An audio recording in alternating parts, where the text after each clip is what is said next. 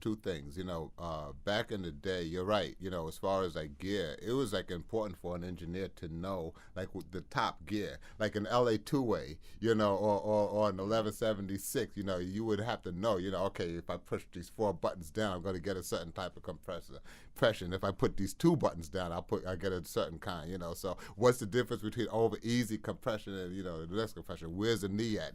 So it's like all of these like technical things that and especially with a certain type of gear that was always requested, like a Neve like 1073, or something like that. That you would, the more you knew about it, then you would be like more in demand because of that. Nowadays, there's really no gear, so it's all like plugins. It's like it's like all plugins, and it's like, oh well, how well do you know this plugin? I've never heard that once. I'm gonna get hired because I know this plugin really good.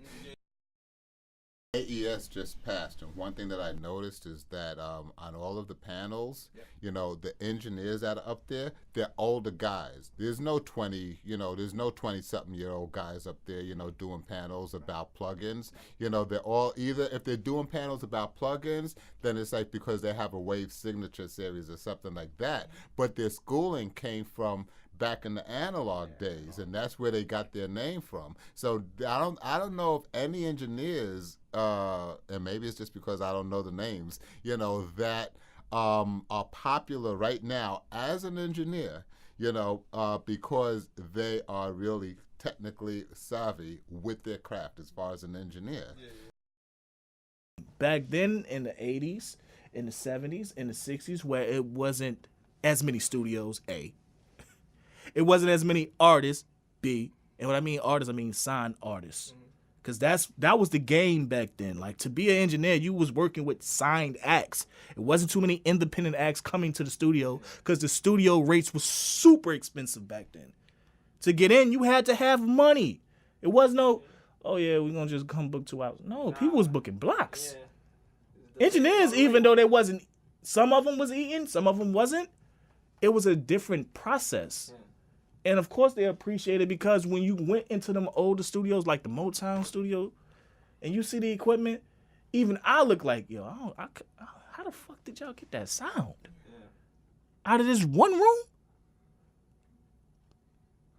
Wait, 4 Tops, Mary Wells, Supremes, Temptations in this one room.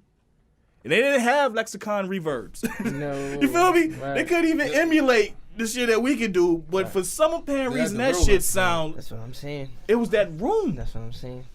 It was literally the room. Well, that's where the tracking engineer changed as well, because now a lot of it back then was really micing. Now you just throw a mic in front of the person, and he's just like, all right, cool. Well, we'll fix it in mixing. That's cool. Yeah.